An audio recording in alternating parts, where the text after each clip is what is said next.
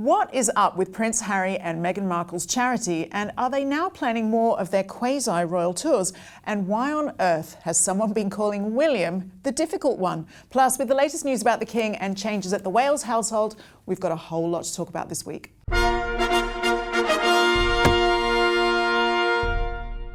Hello and welcome to Palace Confidential. I'm Jo Elvin, and back this week to talk about the big royal stories is the Daily Mail's royal editor Rebecca English, the paper's editor-at-large Richard Kay, and diary editor Richard Eden. Great trio. Well, before we get into it, I do just want to point out that at the time of recording, we have 248,000 subscribers.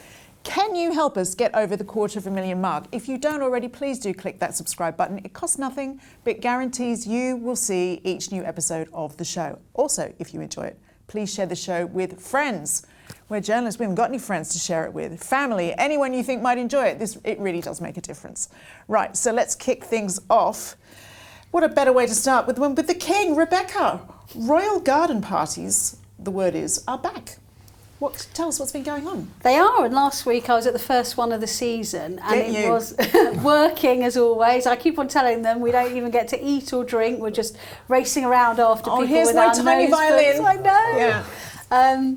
But what was lovely about it was the King was back, and I had an exclusive actually the weekend before, just saying that he was going to be attending his first garden party of the year. Now the doctors have given him the go-ahead to do so, and actually what was lovely was he was so enthusiastic about it. I mean, he's clearly a man that's undergoing treatment. He doesn't look as well as he did, say, 18 months ago, but he was in just a really jolly mood and was, glad-handing as many people as he could. And I was warned in advance that they might try to tweak it a little bit, that he might do 45 minutes instead of hour of meeting the public. He might shake less hands.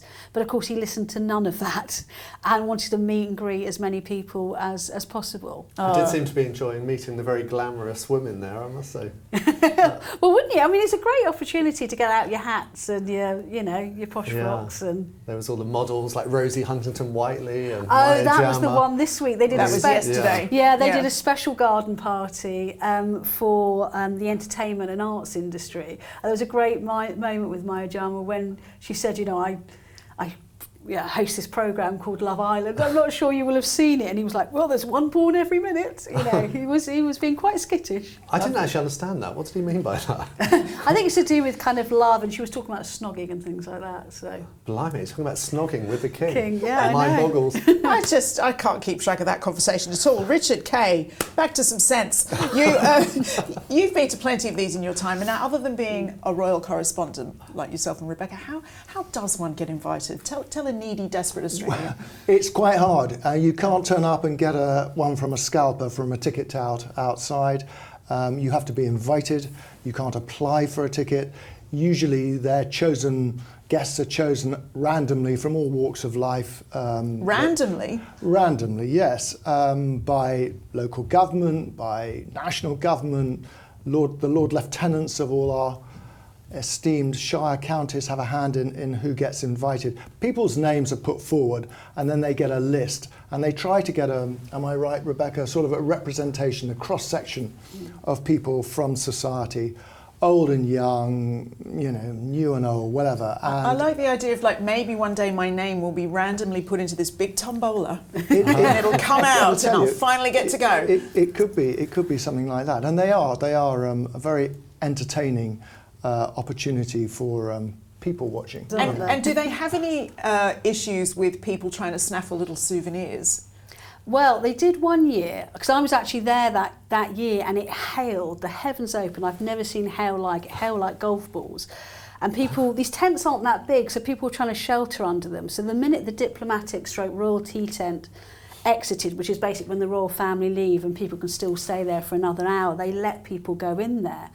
But then everyone started nicking the crockery, the knives, the forks, the spoons, the cups, everything. So then the next year we did the royal finances, they made a point of saying their spending was up on crockery because of the amount of stuff that people had nicked. You can't trust anyone these Unbelievable. Days. Yeah. Now, Richard Eden, with your social diary hat on, it is it's quite a badge of honour, isn't it, to be invited to the Royal Garden Party? No, definitely. I mean, there's one thing I love about being in central London at this time of year is you see all the guests dressed up, the men in their morning suits, the women in their best hats and dresses, and it really adds a lot of colour. But yeah, I think there's definitely a lot of social status to getting one of these invitations. It's something to be proud of.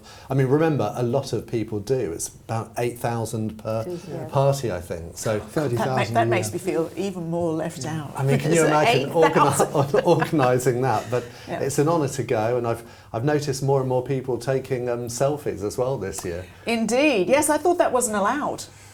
I think the rules have changed. It's like generally with phones, because they've been used so much. You can't be telling people off, and I think they want to make sure people feel relaxed, and that's part of it these days. Maybe one day, guys. Maybe one day. Well, we do have some fantastic pictures of royal garden parties from over the years coming up a little bit later in the show, so stick around for that. Before all of that, though, Rebecca, you were back at Buckingham Palace as King Charles unveiled his first portrait as monarch. What can you tell us about it? Yes, it was on Tuesday, so I was at Windsor in the morning and then kind of hot-footed it to BP in the afternoon. And you walked into the blue drawing room and there was this, it was done up like a Christmas present with this huge bow on it and this kind of black tarpaulin around it. It's huge, this portrait. And I have to say, he had seen it when it was 2/3 completed, so it wasn't an entire surprise for him.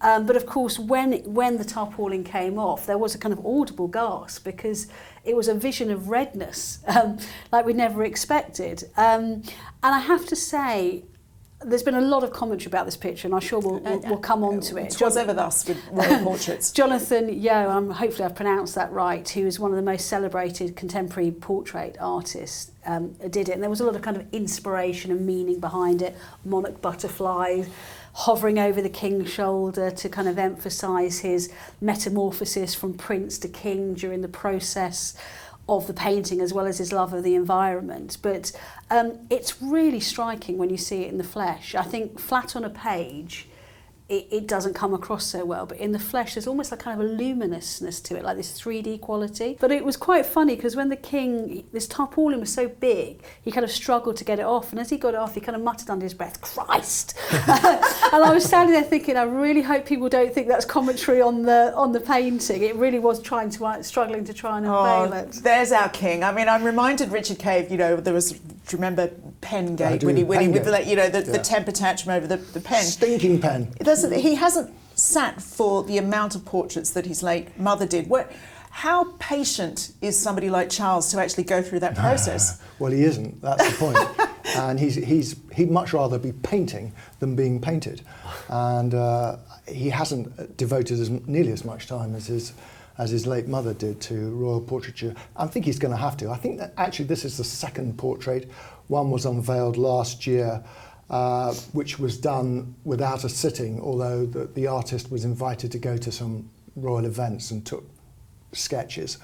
But this is the first long-term formal sitting he sat for. Will there be more? I'm sure there will. I mean, I think he didn't particularly like some of the paintings that were done of him as Prince of Wales, and so he's quite choosy now about who gets the commission. And actually, so we should say, although Queen Elizabeth was painted many times, I mean, she wasn't always enamoured of the paintings that were given to her. I remember when we were in Germany in 2015 and the President of Germany unveiled this painting of her as a child on a horse being led by her father. I remember standing there and it was quite clear by her face she thought this thing was hideous. I need to Google this painting immediately. She got to the stage in her life, I think she was less bothered about trying to hide it. And she was like, "Yeah, that's an interesting colour for that horse."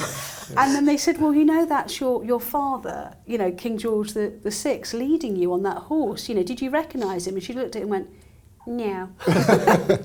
Queen Elizabeth, it has to be said, never gave her opinion of all these portraits. She'd sit for one every year of her reign, I think, but never never gave her opinion, did she? But somehow in the inflection in her voice, I think you kind of I knew. think I need to request now that you do the rest of the show in that accent. I really want to see how that pans out. Now, Richard Eden, Rebecca alluded to earlier, there's always controversy with a new royal portrait, and apparently there has been some comment about that he looks like he's bathed in blood. What's your view?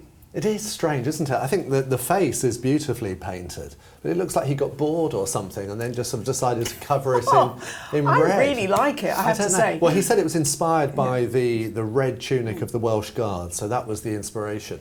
But all I can say is the King ought to feel himself very lucky, because Jonathan Yeo is quite a naughty chap, and he's previously done portraits. He did one of George W. Bush when he was American president, made up entirely of tiny little pieces from pornographic magazines. Filthy it was. So, Filthy it was. I imagine somebody might have had a word about that exactly. the whole thing. Yeah. So when I go and see this portrait in Pall Mall, I'm really going to inspect it very closely. I might come with you. Of course, it was very flattering too, because there's no sign of the famous kingly ears.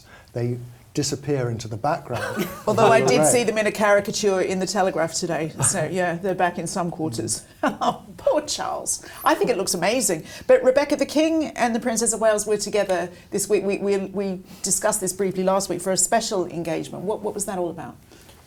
So on Monday, the King and the Prince of Wales were together at the Army Air Corps headquarters at the wonderfully named Middle Wallop. I think we should do a special maybe Palace Confidential programme on strange English place names. Yeah. But it was announced last August that as part of a kind of shift around of military organisations and patronages, that the King, who was Prince of Wales, was Colonel-in-Chief of the Army Air Corps for 31 years, was going to be handing this down to his son and heir. And so that handover took place on Monday. And obviously there was a lot of kind of imagery and symbolism to it, because of course it was Prince Harry's old regiment, but of course he's no longer a working royal. And I saw a lot of people saying he would have got it if he'd still been in the family. I'm not sure that's the case. They stood in front of an Apache, which obviously is the kind of the symbolic aircraft of the Corps, but of course was the aircraft that Prince Harry co-piloted in Afghanistan. But actually what I thought was really lovely about the occasion was the kind of interaction between the King and William. There was a lot of laughing and joking. There was one moment which was captured on film that you could see Charles just looking with a lot of love and admiration at William, and it was just one of those fleeting moments, I think, was beautifully captured by the photographers on the day. I wonder when we'll see that fleeting look of love between Charles and Harry again. Richard Kay, far be it from me to cause mischief, but do you think there was any message that they were trying to convey? None too subtle, I thought. The show goes on, we're still here, this is the important work of royalty, and we don't need these distractions. I mean, yeah, I think as Rebecca says, there's a lot of debate about whether Harry would or would not have got the sort of honorary colonelship of the Army Air Corps. It would have made sense if he had, but William's perfectly equipped to do this job too. Oh gosh, there's been so much happening. Richard Eden, I just want to briefly mention that Mail on Sunday reported that William and Catherine have now called off their hunt for a new CEO for their firm. Yeah, I ran a story about the original advert for the job, it was a real change, because obviously in royal circles you have private secretaries, assistant private secretaries, but to have a chief executive officer was very corporate, very businesslike, and it quite revolutionary. The idea was to change the whole structure, the way things were organised, but they haven't appointed anyone yet, and that's been put on hold, they've said. It remains to be seen whether they will go ahead with that in the future, but for obvious reasons, the Princess of Wales is battling cancer, so yeah. I think there's so much in their lives at the moment that has been put on hold. Frankly, it didn't really come as a surprise. But Richard Kay, do you think it is indicative of the fact that it is really tricky to change the structure within? I think so. I mean, people tend to forget, but the monarchy is an ancient institution, and it's evolved these systems where it has, as Richard was saying, private secretaries and a whole raft of assistant private secretaries. all looking after certain aspects of the royal principal's life. We're talking mainly only about the king, and certainly when he was Prince of Wales. We don't quite yet see William having that kind of secretariat that his father had, but it's early days yet. And maybe, as Richard said, a sort of a modern chief executive officer doesn't quite fit into the buttoned-up courtier class that they're used to. I guess we'll just have to watch this space. Now, Rebecca, also in the Mail on Sunday, there was this suggestion that the king wants to use Princess Beatrice, deploy the princess. What's this all about? Yeah, so they've been told that the king is keen to be able to obviously beef up the slimmed down monarchy by using his nieces, Princess Beatrice and Princess Eugenie. Now this is where I slightly differ, because I understand, and this is something we've discussed on the programme a lot, Richard, I understand why there's a desire to see them out and about. They're pretty popular young women who, certainly their adult lives, haven't really put a foot wrong. A few youthful indiscretions, travel, things like that, but holidays. Couple of bad hats. But now I think, they're very much in their groove. But the reason why I don't think this is going to happen is twofold. Obviously, firstly, it's the problem with their father, and that any increased royal role for them would almost be seen as a backdoor way for him to get his foot through that door again. Do you think so? Is that fair? To royal duties. I'm not saying it's fair, but I'm saying that is a feeling. But actually, what's more significant is Harry and Meghan, because of course Queen Elizabeth and now King Charles have made very clear that their request for a half-in, half-out royal role is unworkable. And they have to be consistent in this approach. So if they're saying no to Harry and Meghan, they have to say no to Beatrice and Eugenie being more involved in the workings of the royal family, because straight away we'll have the Sussexes going, well, if you're going to do it for them, why won't you do it for us? So they have to be consistent. I just think, who cares about Harry and Meghan? Honestly, I just think it's so different. I mean, the point was that Harry and Meghan wanted to combine their royal duties with making a fortune. But Beatrice and Eugenie don't want to do that. They've both got regular type of jobs. They would still need to make a living alongside their royal and duties. exactly, as long as it didn't conflict. I can't see any reason why they couldn't carry out some formal engagements while happening to work for an art gallery or something. I just don't think there's any comparison between the two. Traditionally, that hasn't worked very well for members of the royal family. We don't have to go back too far to remember the Duchess of Edinburgh's difficulties when she was running her PR business, and her husband, Prince Edward, when he was running his TV company. It just doesn't work, mixing commercial activity with royal duty. But it doesn't mean they can't help. I mean, Queen Elizabeth was always very keen to involve them in receptions and garden parties. I'd often see them at the palace doing things like that. I think less so we've seen it with King Charles, but I wouldn't be surprised if we see them pop up one of the garden parties this summer. There is a requirement this summer for a bit definitely more glamour, and those girls could provide it. One thing we haven't addressed here is what do you think the princess's view on it is? I think Beatrice has been out giving interviews in the US. Do you think that's some sort of like waving, I'm still here, I could be of use? No, these interviews have been great. One was given from the top of the Empire State Building in New York by Princess Beatrice. That was to do with the charity. It was some people were abseiling off the building. But look, good luck with that. They've always been keen to show that they're sensible, that they're happy to carry out engagements. And the King has asked them, so for example at the coronation they attended a street party. What Charlotte Griffiths was referring to in her report in the Mail on Sunday was the forthcoming Japanese state visit, and that they might take part. So they will always have been invited to the state banquet and other things. So you'll see them there, but that's not such a great change from what we've had in the past. And what about next month with the King's birthday parade? You've written in your newsletter that this could be a moment for another member of the royal family. Yeah, this is something that hopefully is quite optimistic, is just that it might be a chance for Lady Gabriella Windsor to return to public life in some way. It would be the sort of first step back for her. I don't know if our viewers might recall that her husband died in tragic circumstances, and the King has invited her to come to his birthday parade. She's always been welcome, but to sort of surround her, embrace her with love that weekend. And then the following weekend she's got a very big event actually, because there's going to be a memorial service for all the friends who didn't attend the funeral, which was very small, very private. So it's another reason why this year's Trooping the Colour could be a very poignant occasion. Indeed. Well, we'll have to wait and see. Now, we've covered a lot, and we still have a lot more to discuss. In particular, a certain couple's trip to Nigeria. But before that, some of your comments.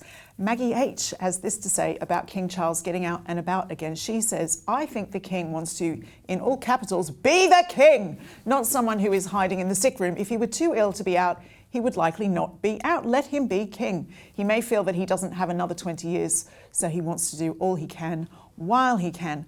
Salvia Buckwheats is on board with our idea, I think you'll find it was my idea, to introduce a fanfare for the Princess Anne section of the show. We're still working on that, but Salvia writes, absolutely, let's hear a fanfare to introduce the Princess Royal part of the show. What a rock star. We love Princess Anne here in the beautiful USA Midwest.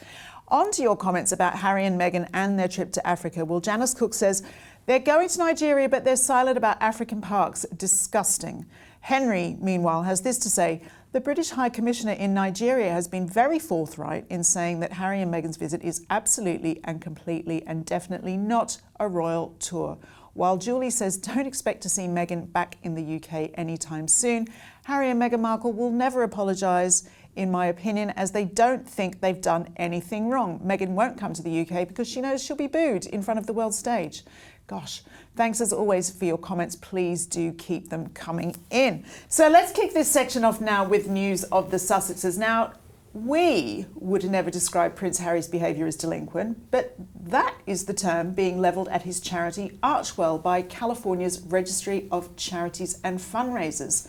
Oh dear. Rebecca, what can you tell us? Yeah, this was a bit of a bolt from the blue this week. It suddenly emerged that a document had been issued from the Department of Justice in the state of California, which is a bit, I think they deal with charity registrations much like we have the Charity Commission in the UK. And it said that it described their Archewell Foundation as delinquent because it had failed, it said, to either issue its annual report or to pay the fees associated with it. Now, this caused a bit of a fluster in Camp Sussex because they were all either en route or travelling in Nigeria for their trip there. And they said they were going to look into it. Their first explanation was that we had sent a cheque off, but it seems to have got lost in the post. Oh, that old one. Yeah. The dog ate my homework. Yeah. Then the next day they said, no, we can, and actually, to be fair, the Department of Justice did confirm this. It was received, but it hadn't been processed. Uh-huh. The insinuation from the Sussexes was, well, you see, it's not our fault. They hadn't done it on their end. Things are now okay, and they had...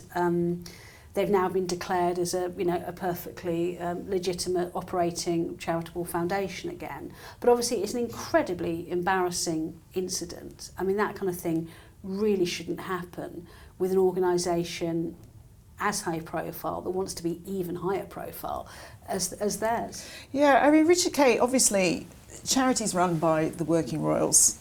There's been ups and downs, there's been controversies, but this is kind of a new one, isn't it? I've never heard of this before, a cheque being lost in the post. And do people still send cheques for well, that's the other thing. I mean, maybe they do in the US. No, it's highly unusual. Normally, as Rebecca says, royal-run charities are scrupulous in getting stuff in on time. We never hear stories about them being late in filing accounts. So this is a big lapse on Team Sussex's part. And Richard Eden... particularly unwelcome timing, as you know, this was announced during their big PR push in Nigeria. I think the most unfortunate thing is the use of that word delinquent. Well, so it means something different with companies, doesn't it? Yeah, it's not a word used here in Britain for that meaning, but clearly it is in America, and it's such a great word. It conjures up all sorts of bad images. But yeah, I think we've seen this quite a bit actually, where it's a reflection that they're not very well organised. I think there's a danger when you come from a system in the royal family where everything is done for you and organised very smoothly. When you've suddenly got to organise everything yourself, Archewell the charity, Archewell the companies, there's a lot of admin and bureaucracy. But they must have senior staff in place there. They can't be at the coalface of that. They do, sort of but end, we have seen quite a turnover of staff as well. So clearly someone needs to get a grip there. But maybe, you know, they need to appoint their new CEO or whatever. Yeah, fun job. Richard Kay, what were your impressions of the Africa trip? Well, was it a royal tour or wasn't it a royal tour? I couldn't possibly say. No, well, it was very interesting.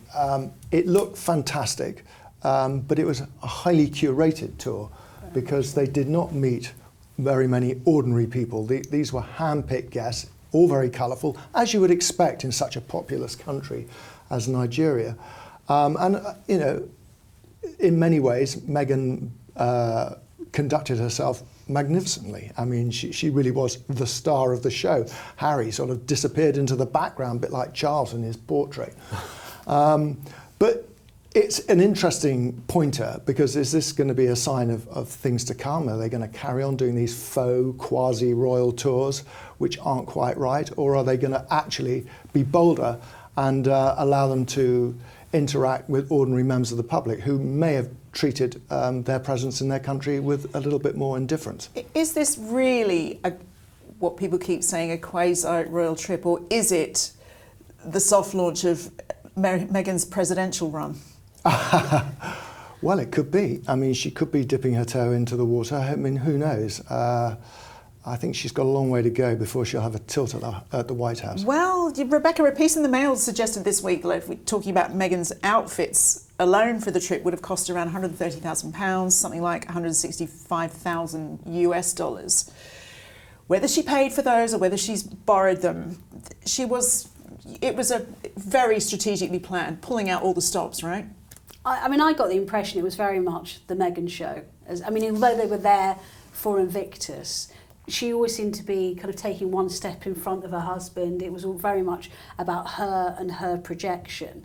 What was very interesting for me, and I think it's a really good point of Richard Kay's, the fact that, you know, on royal tours, which are also very heavily scripted as well, there will be a lot of walkabouts, a lot of meeting people, and you don't know what reaction you're going to get. And sometimes, we've seen in the UK recently, you know, Republican demonstrators have used those walkabouts to campaign against the monarchy, and they're perfectly entitled to do so. There were never going to be any demonstrations on this tour, not with the level of security. Well, exactly. And also I thought what was very interesting, and I promise you I'm not saying this as a gripe as a journalist, but also on those royal tours, there's a wide variety of royal tours with a wide variety of journalists from all different papers, from television, from radio, photographers, not always people with a positive view in their paper of the monarchy. What was really interesting about Harry and Meghan's trip is that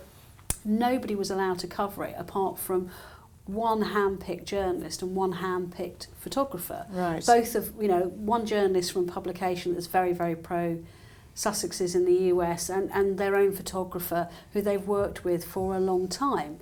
And I thought that was quite interesting, given the criticism that Harry has levelled against the media and the royal family, but also this kind of position he puts himself up there as a kind of a commissioner against, you know, misinformation. And yet everything was very, very, very much pushed out through a very narrow prism of, and they very much controlled the way their tour was seen in public. I just thought that was very interesting. What do you think? Can we assume that this won't be the last of the Not At All Honestly a Royal Tour? Well, they've made very clear in said publication in the US that they intend that this will be a template of things to come. So well, Harry made a comment about this, you know, it could be the first of many. And I've been hearing sort of mutterings in diplomatic circles here that there is great concern about this. Really? Because it's very dangerous. You know, you've got Harry and Meghan potentially visiting countries without that control that we have. You know, any trips by royals are organised by the Foreign Office. It's all monitored. You make sure that they're not being used. But, you know, in this case, Harry and Meghan are open to being manipulated by foreign governments who may not have, you know, the interests at heart of Britain or of America, and I think it is dangerous. Interestingly as well, just returning briefly to the topic of last week's show, Richard, we now understand that the King offered Harry a room in a royal residence for the London leg of his trip, but was turned down? Yeah, I mean, it's very kind of unclear actually as to what happened. I think it's the King has made clear that if Harry wants to stay at a royal residence, he's always welcome. But who knows how those sort of negotiations are organised. What we do know is that Harry turned down that offer if it was there, and he stayed in the hotel by all accounts when he was in this country. Gosh, every conversation seems so laboured on both sides now, doesn't it? Richard Kay, you've written about this. Both sides seem to have different views on what happened. Are we back in recollections may vary territory? I think we are, precisely that. You know, did Harry want to see his father? I'm sure he did. Did Charles want to see his son? I'm sure he did. But it was convenient that he had a very busy week and he didn't have the time. I think what a lot of people, what a lot of our viewers and our readers have puzzled over is how could a father not find 5 or 10 minutes, even a man as busy as the King, to sit down and say hello to his son who's flown 6,000 miles. But that is often the royal way, and I think what people are neglecting to remember in all this is that the King is still having cancer treatment.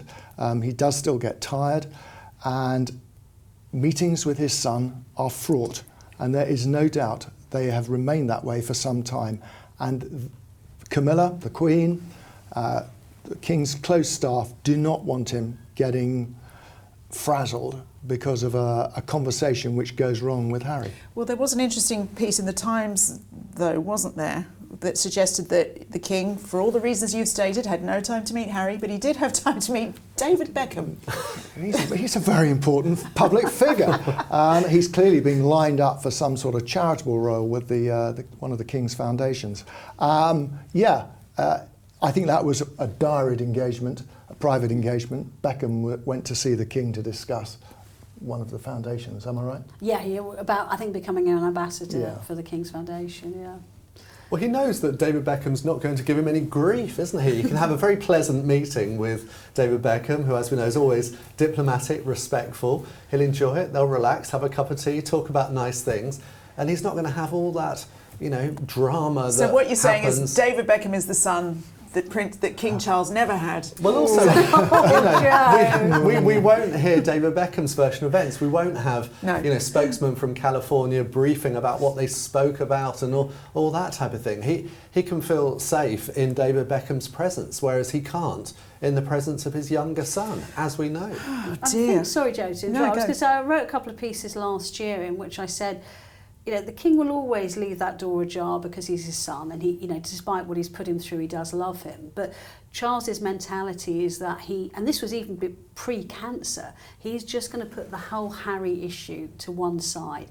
He's king now. He wants to make whatever time he's got left on the throne work for his people and for his country, and I think that's doubly so because now he's got his own cancer to contend with, and it doesn't mean he doesn't love him and one day they might not sort it out, but he's just got other things to deal with. And as Richard says, Harry comes with a whole load of grief and concern, and trust is an issue, and it's like, look, I just don't need that at the moment. And it's no coincidence that on the one occasion that the King has met his younger son since he had the cancer treatment, the Queen was also there. I think he feels, he needs a witness almost when he's and in of course those Harry went back to meetings. America and gave interviews about it. So. Yes, true. Oh, well. Well, now, Richard Eden, to a very curious piece from Petronella Wyatt, a journalist who quotes a former palace source as saying, it is William who was often the difficult one, and it is William who's preventing his father from having a proper reconciliation with Harry. This isn't helpful at a point in the time when the country would be buoyed up by seeing them together again, as would the King. What do you make of that? Petronella is a friend of mine, and she writes entertainingly, and this was a column she wrote. Her main argument is that they need to bring Harry and Meghan back because the Nigeria trip has shown the glamour that they have and the excitement, and she wants a bit of that brought back to the royal family. Well, I say no, I couldn't disagree with you more. That would be the completely wrong thing to do because nothing has changed. Queen Elizabeth was very wise, and she didn't want them to come back because of that issue about money. And what they want conflicts with everything that the royal family represents, which is honour, which is service. They're now on this path to money making, and that is a very dangerous route for the royal family to go down. So I'm sorry, Petronella, but I just can't agree with you. Wow. Now it is time for the Princess Anne section of the show, and this week all the chatter about her side of the family has been about the new woman in her son Peter Phillips' life. Rebecca, what can you tell us, and what kind of a mother-in-law do you think Princess Anne would be? So it's emerged that he has been dating for the last month a lady called Harriet Sperling, who's a paediatric nurse. A single mother herself actually has written about it. I mean, it's important to stress it's only been a month, but then again, she met Queen Camilla at the badminton horse trials. So does that mean we should be buying a hat? Could be. As soon as he gets a girlfriend, everyone's speculating about when they're going to get married. I think it was the meeting with the Queen that was significant. I mean, he was very open with this girl. They may have only known each other for a month, but he didn't care who saw. No, he was, according to photographers, they were walking around hand in hand quite openly, and he had a very big smile on his face. Well, he looks very pleased with himself, I have to say. Well, she's a very attractive lady. Very attractive young woman, yeah. All right, calm down. Let's move on. Rebecca, before we... I know. Rebecca, before we get to the montage, there were some beautiful pictures that have just been released that fans of royal nostalgia will love. I love them, I have to say. They're fantastic. It's not often in this job you get to see something that's genuinely new and genuinely unseen, but there's going to be a fantastic new exhibition at the King's Gallery at Buckingham Palace. It's the first exhibition actually since it was renamed the King's Gallery. It used to be the Queen's Gallery. And it's a royal portraiture throughout the centuries. And there's some brilliant pictures that people have never seen before. I've never seen before. The one that really caught my eye was this kind of picture of motherhood, and it shows Queen Elizabeth, Princess Margaret, Princess Alexandra and the Duchess of Kent. In 1964, it was taken by Princess Margaret's husband, Lord Snowdon, the photographer.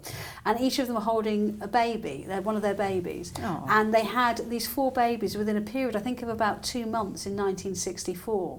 And the picture was taken and they signed it as a thank you to the gentleman who delivered all of those 4 babies. So I think it's just a beautiful glimpse of motherhood, but also it shows you how close those women were at the time. It's a really joyful picture. I mean, there's lots of other stuff behind the scenes of Queen Elizabeth and her father, King George VI. There's that beautiful portrait we saw of the Princess of Wales. Do you remember the very ethereal portrait that was based on a very old painting looking kind of very glamorous, and that's going to be there. I mean, there's tons of stuff, but it's going to be one of those genuine ones thinking, you think, well, I've never seen that before. We should say who the babies are, don't you think? So, yes. Yeah, so it's Prince Edward. Just grab some babies. Yeah. Lady Sarah Armstrong-Jones. Yeah. Lady Helen Windsor, who's the Duchess of Kent's daughter. And James Ogilvy. Well done. You did your homework. Well done. Well, many were delighted to see the return of garden parties to Buckingham Palace this month, not least our Rebecca, who was at one last week. Well, here are some of our favourite pictures of royal garden parties over the years.